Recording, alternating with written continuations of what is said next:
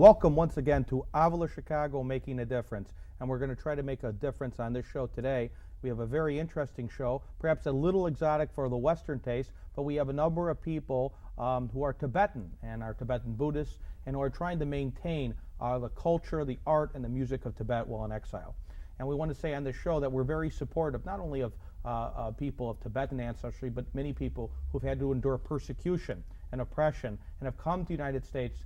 And while they have some measure of protection in the United States, there's also a modern culture that tends to envelop people. So this show is to kind of showcase Tibetan culture, music, chant, art, sculpture, and to talk a little bit about what Tibetan culture is and Tibetan Buddhism. And we'd invite you to find a little bit more about the Tibet Center. I found it's not a temple, but a cultural center, and it will be on the screen. And I think they have a website, email address, and it's 6073 North Paulina in Chicago, Illinois, 60660. And if somebody's maybe of Tibetan ancestry watching the show and we want to reconnect with other Tibetans, or maybe somebody's interested in finding more about Tibet who's not Tibetan, we would encourage you to either contact our show or contact the center. And the Tibetan culture, Tibetan Buddhism, and especially His Holiness the Dalai Lama have become more well-known, even famous, with different movies like The Kundun with Martin Scorsese, or 40 Years in Tibet with Brad Pitt, and very famous actors like Richard Gere, helping highlight the oppression and persecution of Tibet and many of the sufferings of Tibetan people, and to promote Tibetan culture and to have some autonomy and independence in Tibet. Today we have a number of guests here, and from right to left we have a monk, and I hope I get the names right. I apologize if I don't pronounce the names exactly right, but Geshe Denma, who is a monk, and we have a Lama, and he's going to explain to us what a Lama is and the difference between a monk and a Lama, and that is Dakpa Rinpoche.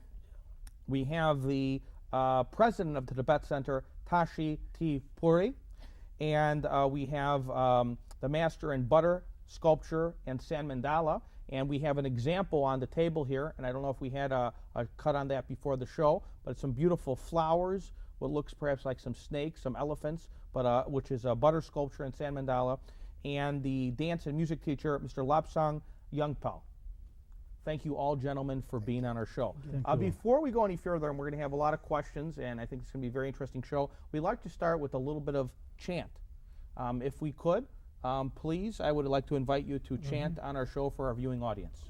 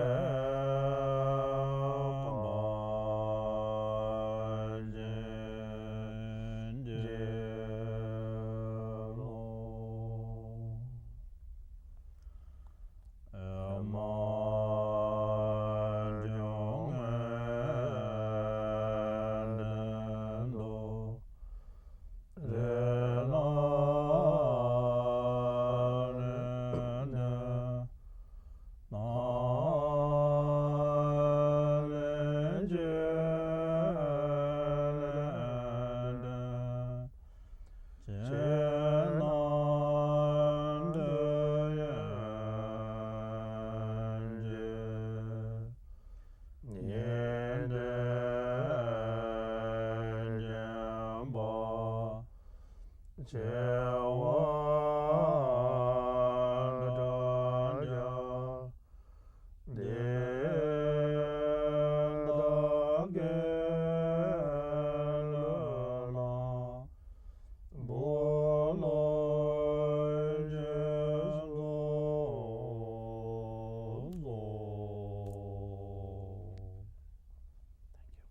you very much. You know, I went to a place called the Optimum Health Institute. Gosh, time flies. Almost 2 years ago now, or yeah, almost 2 years ago now. And they had said that when you chant, like there's other chants, obviously Gregorian chant for Catholics, that is very healthy and it helps you relax. Could you tell us a little bit about Tibetan chant, its origins, and the purpose of it? There are so many different ways and a different type of chantings. But what we have chanted here right now is mainly invocation prayer, invocation prayer to your root master, the Enlightened One, and also mainly praying to receiving blessings, to awakening your inner state of wisdom, to self-realization. That is the one mainly we are prayed here today.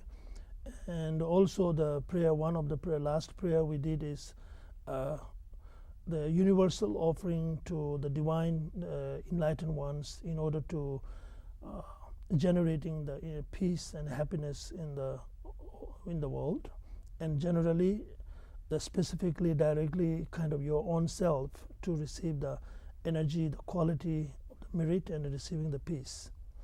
And there are many other type of the chantings that according to the different classes of the school or traditions. So each have the different purpose. Some of chanting are really kind of awakening through your concentration as well as with the voice that you go in. There are certain chant that you connect with your energy and chakras within your physical body, but certain chants also just to heal through the prayer and mantras. So it's very much depends. Well, I felt almost a vibration sitting here, that it was more than just singing. Mm-hmm. I almost felt like vibration, like I was listening to a very powerful stereo. Yes. Is there something to do with vibration, or is yes, that it's typical? a kind of presence of energy, the healing energy, the quality of the prayer. When you pray, not only with the chanting of the voice, but same time your concentration, your mind need to be focused. So you have to kind of integrate yourself within the chant. So then you can experience the inner essence, the quality of the prayer and the practice. Okay. Now, Tibetans' immigration to the United States, and any of you could answer this, is relatively recent. And I know that a little bit about the history, and I'd like you to explain it for our viewing audience, that China had invaded Tibet, and that the Dalai Lama snuck out of Tibet. He could have died. That's my understanding, but you could correct me if I'm incorrect.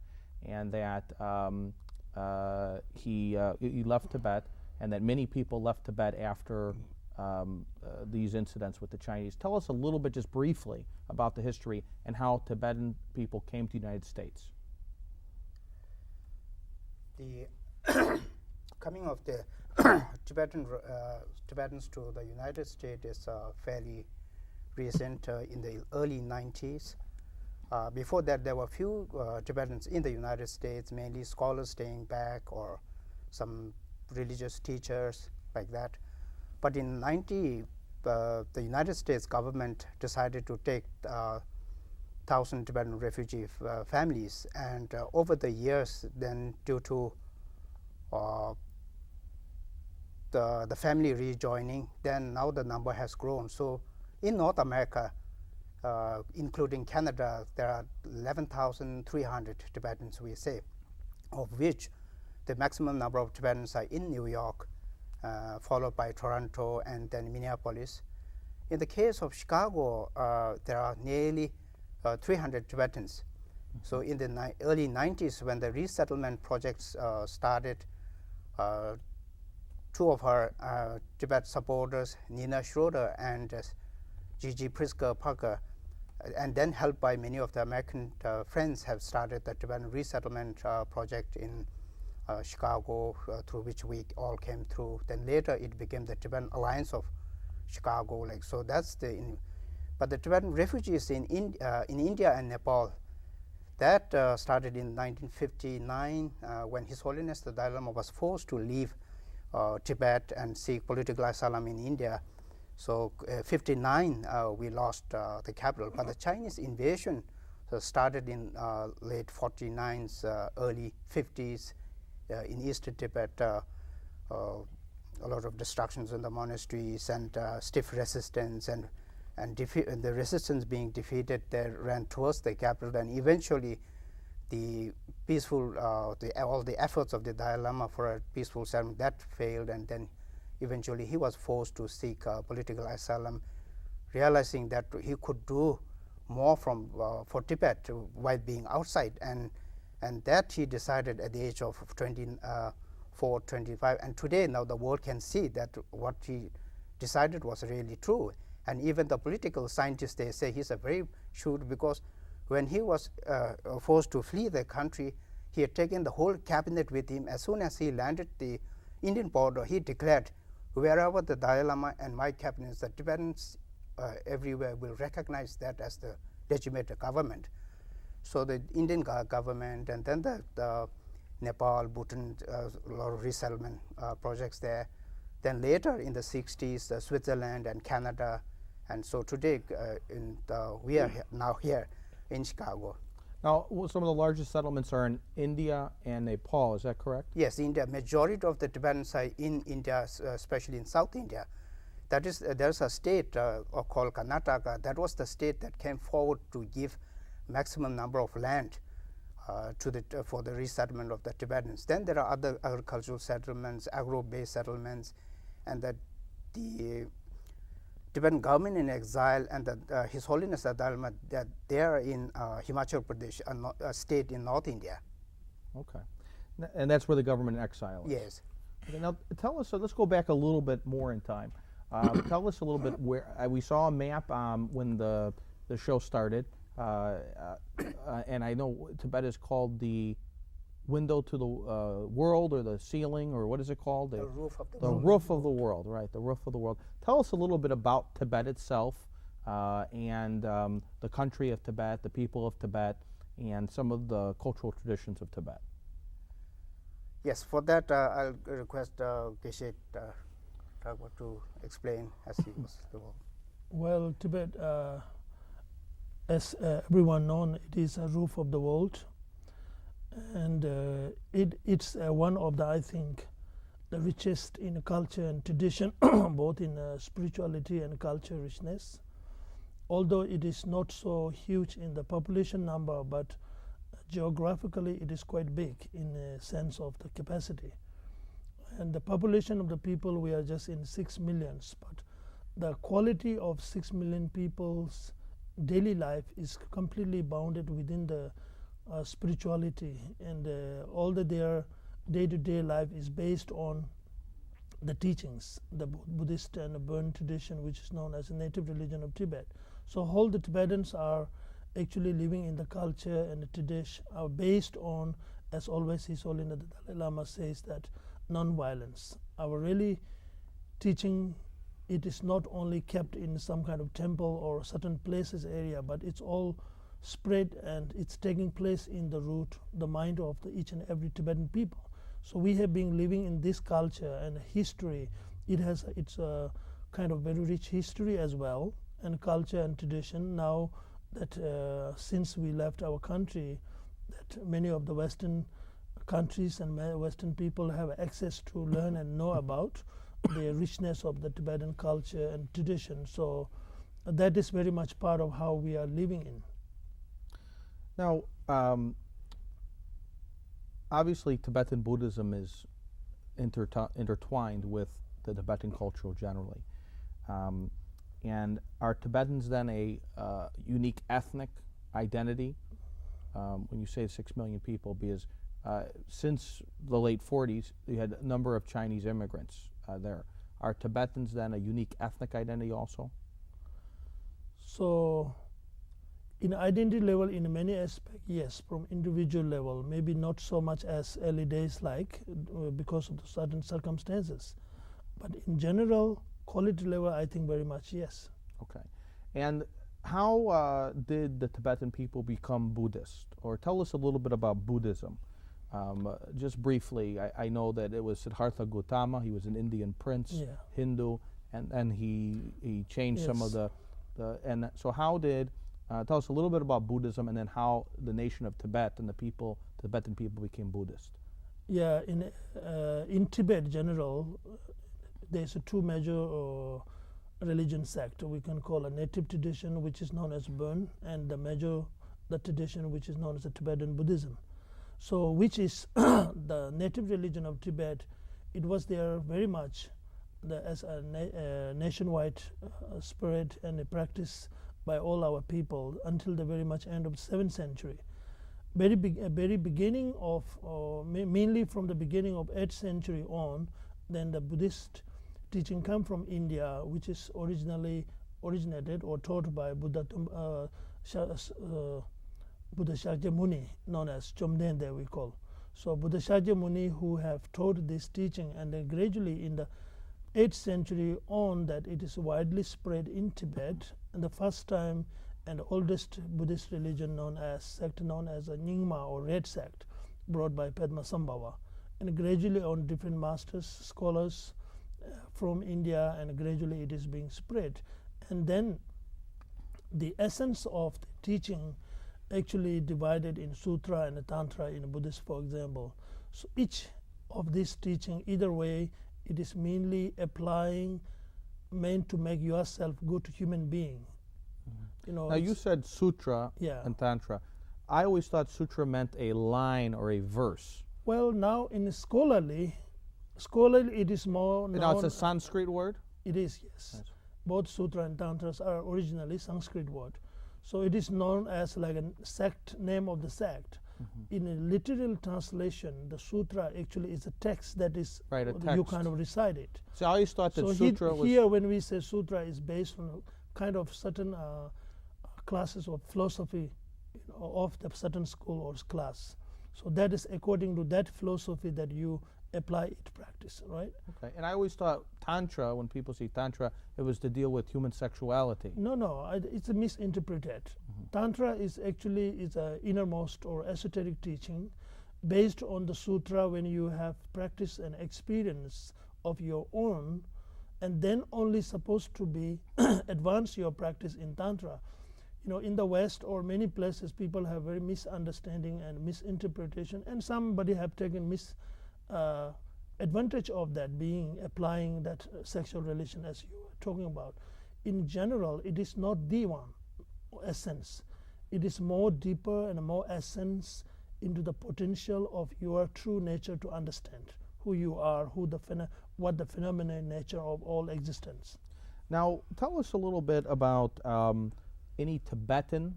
We know about the center that you run, Mr. Tashipuri, over on Paulina. But tell us a little bit about any other Tibetan centers here in Chicago, if there's any other, because I know at the Loyola University Museum of Art recently, there was a exhibit that was very, very nice. I happened to go there.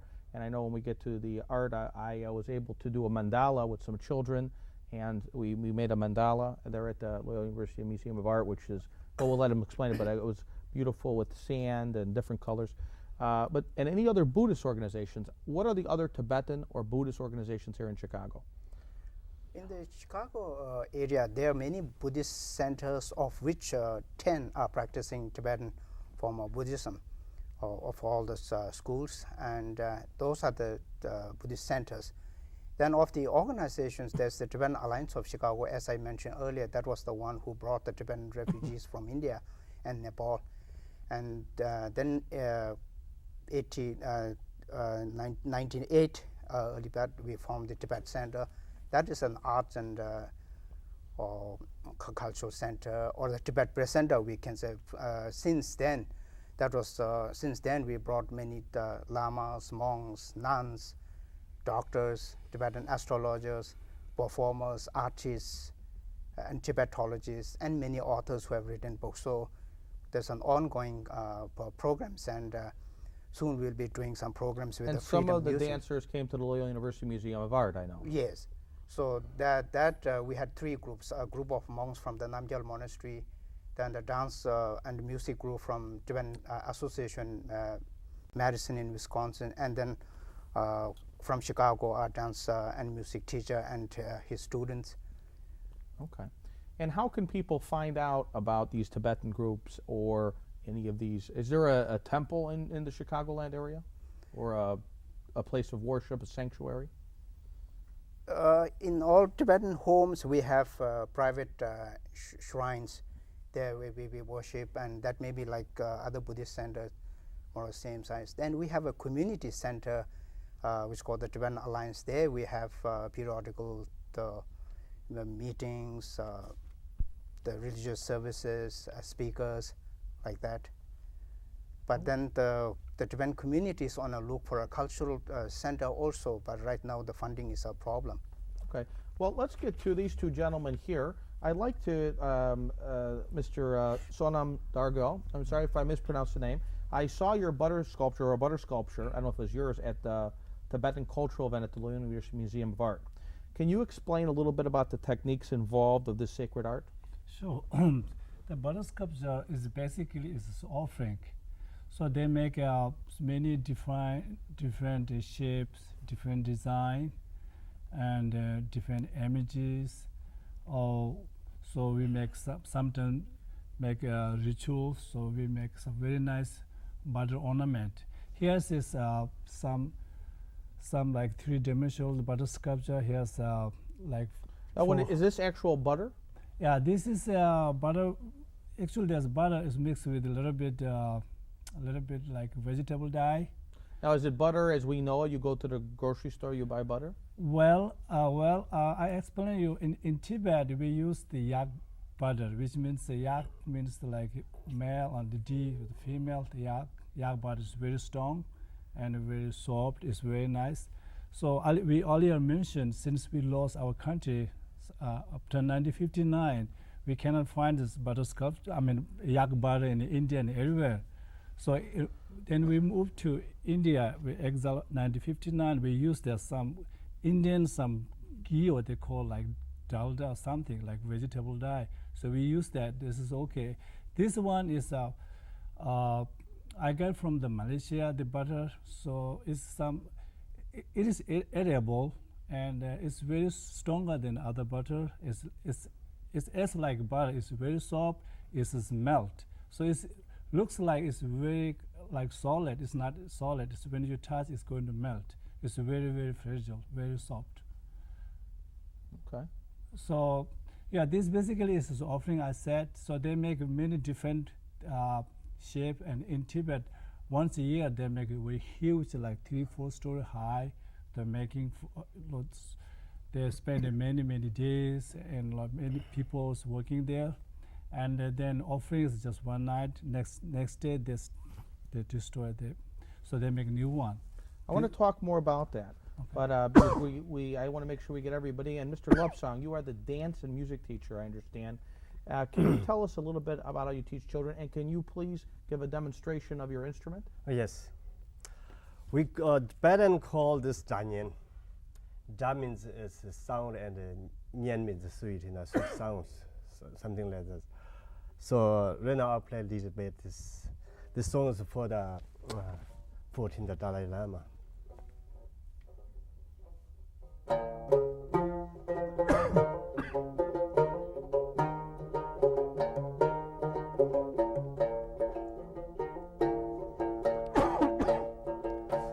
Avila nobu mindu maela song. Avila nobu mindu maela song. Samling la shi be sing da bi be zam li yong la ke song. Avila nobu mindu maela song. Samling la shi be sing da bi be zam li yong la ke song. Thank you very much. You know, we don't have a lot of time left. I'm going to have to bring you back on for another show. What I'd like you to do, if you would mind, is just tell us one more time how to get in contact with the Tibet Cultural Center, and perhaps as we close, perhaps another brief chant just as the music going out. Please tell us how to get in contact with the Tibet Cultural Center. By email, Tibet Center at AOL.com, Tibet Center, one word. By phone, 773-743-7772, or on website also www.tibetgift.com, Tibet Gift, one word. Now, two things I want to do when our next show, if you would be kind enough to come on, is discuss the mandala and why people make such beautiful things and then destroy them, which is maybe very foreign to the American mind, and also more about that instrument. I guess that's all the time we have, but I guess they're going to have their own music, but I really enjoyed the chanting, and I want to invite you all again. I want to say to our viewing audience, from the Avila family and our producers here, that we're very supportive of the Tibetans in exile and the Dalai Lama, that even if you're not a Buddhist, I know that the Catholic, the Pope, was very supportive of the Dalai Lama and the suffering that their people went under, and to maintain a culture in the society of TV and internet, to maintain this culture. So the Dalai Lama is visiting in May of 2007 at Millennium Park, and I know previously, we got to talk about it, there was a requiem from Mozart with Tibetan chant. I don't know how they did it at the Millennium Park previously. Millennium Park 2007, His Holiness, the 14th Dalai Lama, is coming. May 6th. May 6th, and we want to have more information. We'll have another show, more than one show at that time. So please, if there's any last words from the Lama, from yourself, from. Okay, we will make a dedication short prayer.